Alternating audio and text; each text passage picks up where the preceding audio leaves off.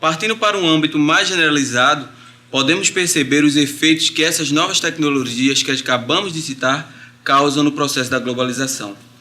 Para cada um de vocês, qual a contribuição que essas tecnologias que a gente citou durante todos os blocos têm de importante na globalização? Eu acho que, acima de tudo, é o acesso à informação.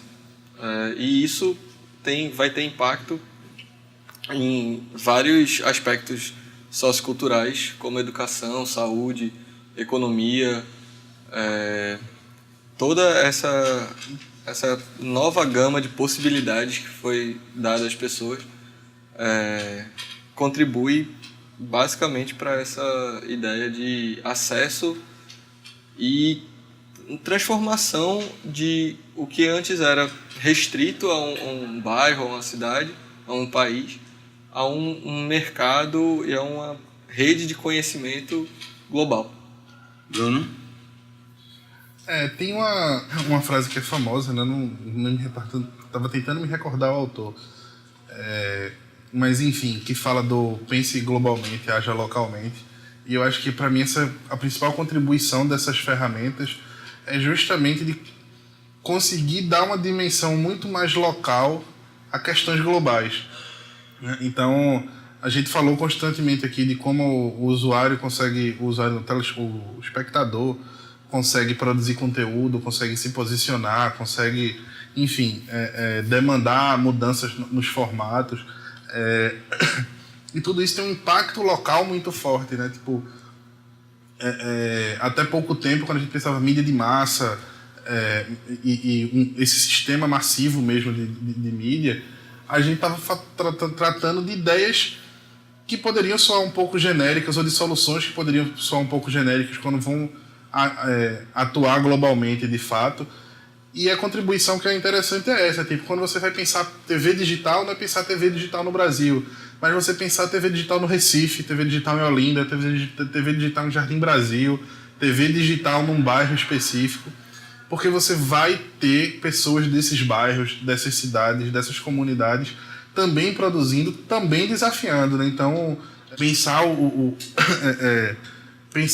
a frase fala disso, né? De pensar o global para agir no local, mas a provocação é justamente no inverso, né? Assim, pensar no local, pensar no que é que está acontecendo no contexto do local para conseguir pensar na ação que é global, né? Eu acho que é isso, assim, dar relevância ao local, dar relevância a certos contextos sociais que sem essas mídias a gente jamais lembraria de pensar nelas. Só mais uma coisa, acho que também é uma coisa que acho que a gente já falou aqui também, é da apropriação.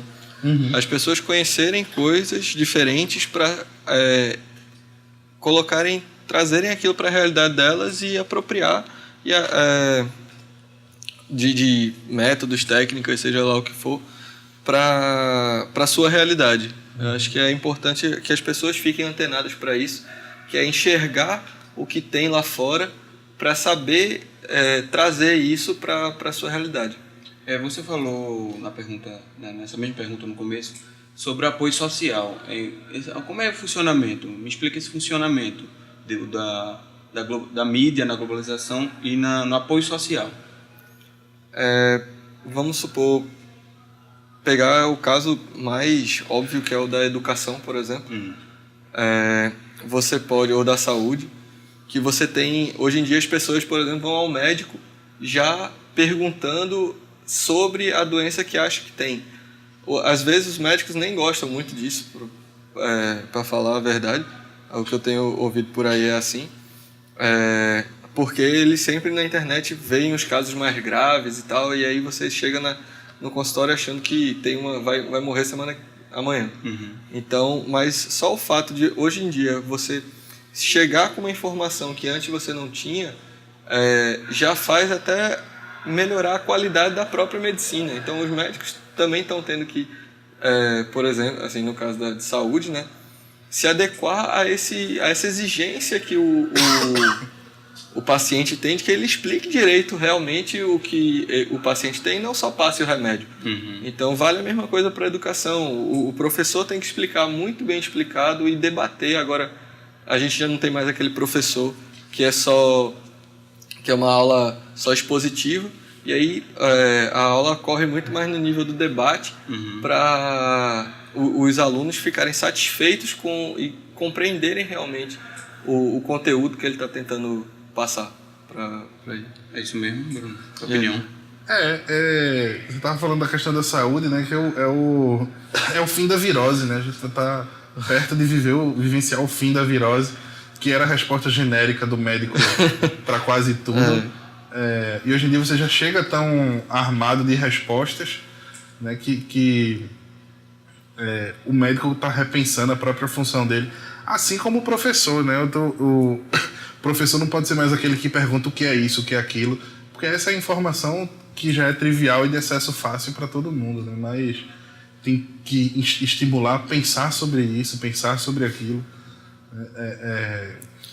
Redefine funções bem clássicas. E vai daquilo que a gente tinha acabado de falar também, da apropriação, né? Você ter a adequação do conteúdo, adaptar para a sua realidade. Então, não adianta perguntar sobre um determinado técnico ou método genericamente e qual o impacto disso na sua realidade aqui e tal. Aí você vai conseguir a atenção mais fácil das pessoas para o que você está querendo dizer do que simplesmente fizesse uma pergunta genérica. Então, qual o impacto de você ter uma produção de vídeo em Jardim Brasil, em Olinda e tal, e você ter qual é essa produção? O que isso vai ser de diferente de se fosse feito em outro lugar? Um exemplo, notícias produzidas por internautas. Tem credibilidade ou as pessoas só dão credibilidade às coisas tipo jornal televisivo, ou um jornal conhecido? Olha, existe um sistema de credibilidade. É lógico que a credibilidade ela é questionável, não só do que é produzido pelo usuário, como do que é produzido pela mídia tradicional. Então, é lógico que esse sistema de credibilidade vem da ação constante, né? De quem dá aquela notícia, de quem faz aquilo. Então não é simplesmente porque qualquer um vai pegar e noticiar porque vai virar verdade e enfim, vai ser legitimado dessa forma. Agora, como eu disse, tem sistemas de legitimação. Então, o melhor exemplo para mim para falar disso é o caso lá de Pinheirinhos, que está bem recente para a gente, né? Então, a gente tem uma ação grotesca da Polícia Federal naquela cidade, tem suporte à mídia tradicional em não noticiar aquilo, em ignorar aquilo, mas a gente tem a população fazendo o seu papel de trazer aquela informação para a gente.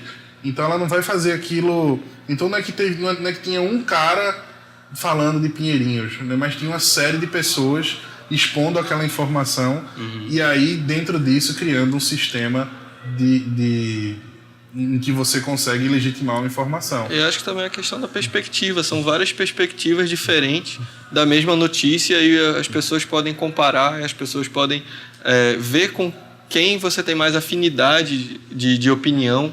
Porque a notícia passa a ser não só uma verdade nua e crua, assim, acho que nunca foi, mas sim um ponto de vista de alguém sobre um determinado fato.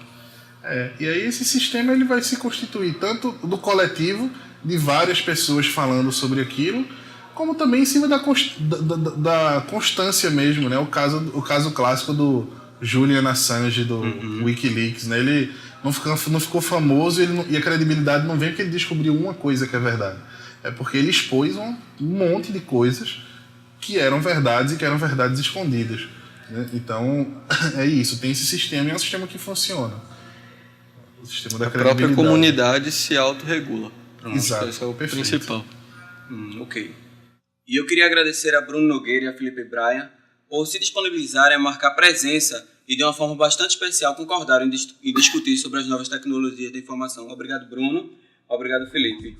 Agradeço também ao professor Marcos Araújo, a Matheus Farias como diretor, a Laura Itamar, D'Angelo Matias e Willis David como produtores, Gabriel Nascimento, Ponce de Leão na captação de áudio, Roberto Fernandes na montagem do cenário e direção de fotografia, ao apoio de Eduardo Travassos e Luan Marques.